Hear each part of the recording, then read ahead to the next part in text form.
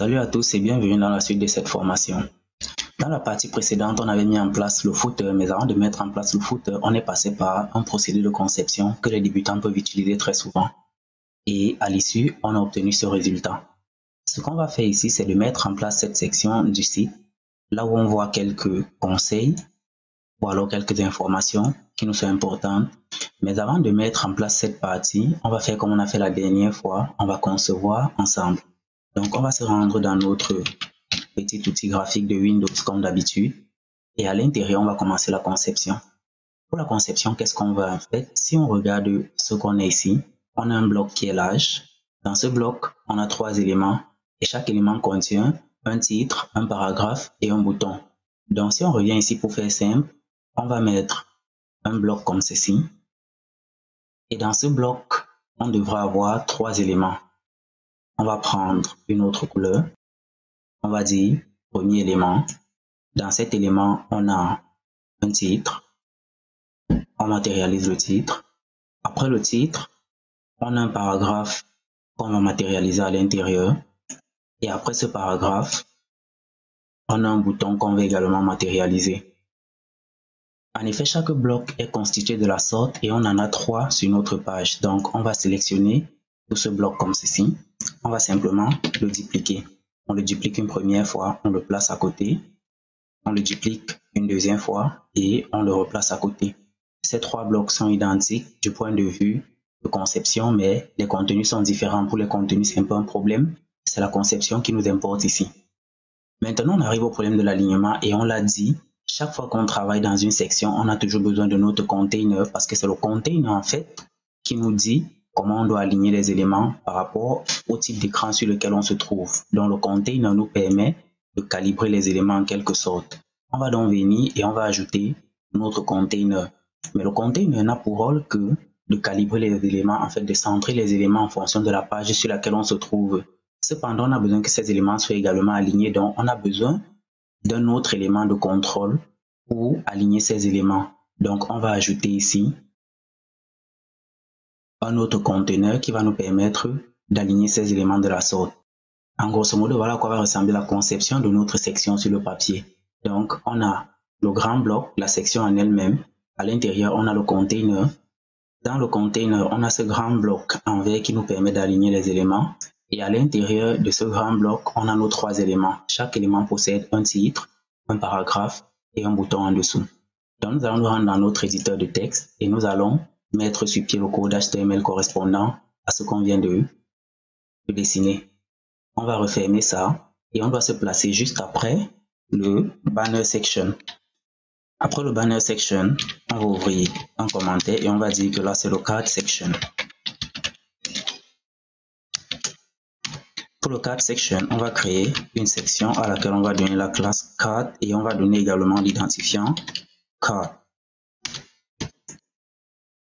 On matérialise la fin du card section en mettant un commentaire end card section. C'est donc à l'intérieur de ce bloc section qu'on a pour mission de créer cette partie.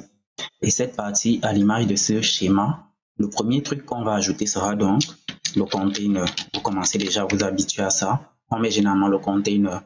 Et on a dit qu'après le container, il nous fallait une deuxième classe pour bien aligner nos éléments. Et cette classe, on va l'appeler le card wrapper. Dans ce card wrapper, on veut mettre 3 éléments et ces éléments s'apparentent à des articles. Donc, on va mettre un élément de type article. Dans cet élément de type article, on aura un header et dans ce header, on va mettre un H4. On va mettre un H4 comme ceci. Le H4 va porter le titre et dans ce H4, on va simplement mettre un lorem avec 6 mots. Donc, je vais mettre ici lorem 6. Après le H4, on a un paragraphe. Le paragraphe, c'est un P. Et dans ce P, je vais mettre un lorem simplement. Après le P, on a un footer comme pour dire la fin de page. Parce qu'on a eu un header, il fallait mettre un footer.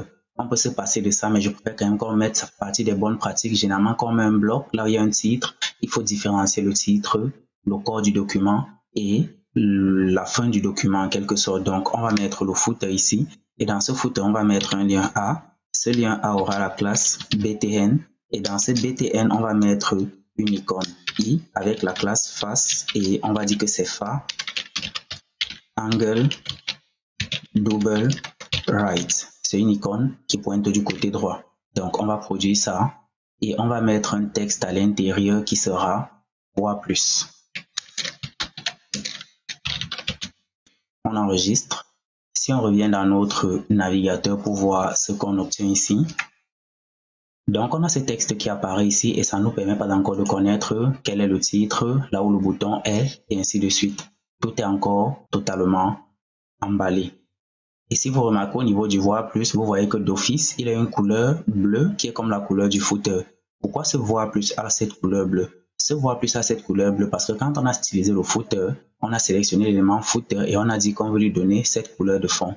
Donc du coup, en venant dans notre document et en mettant ici footer, le CSS sait que le footer doit avoir cette couleur, donc il prend cette couleur, il lui donne par défaut. Mais ne vous inquiétez pas, on va cibler ce footer particulièrement et on va lui donner la couleur qu'il devra avoir. Vous n'avez pas à vous inquiéter pour ça. À ce niveau, on va dupliquer ce code 3 fois. On le duplique ainsi. On revient dans notre navigateur et on se rend compte que le code apparaît 3 fois. Maintenant, notre mission, c'est de mettre en forme ce code comme ceci.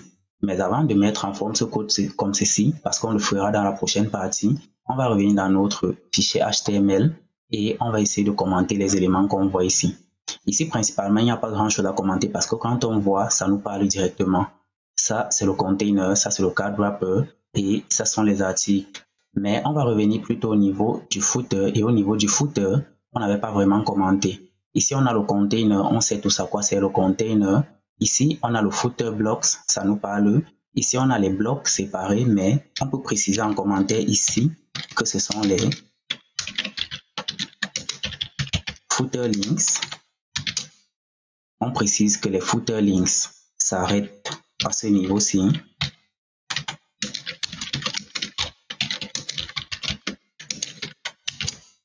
Et que juste en dessous, on aura des social links.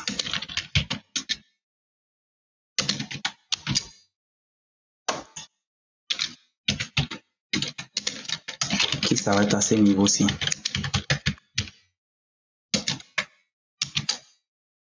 Et en bas, on a le copyright qui nous parle aussi. Donc, on va commenter notre code comme ça, on va refermer et dans la prochaine partie, on va s'occuper de cette section. Je vous donne donc rendez-vous dans la prochaine partie.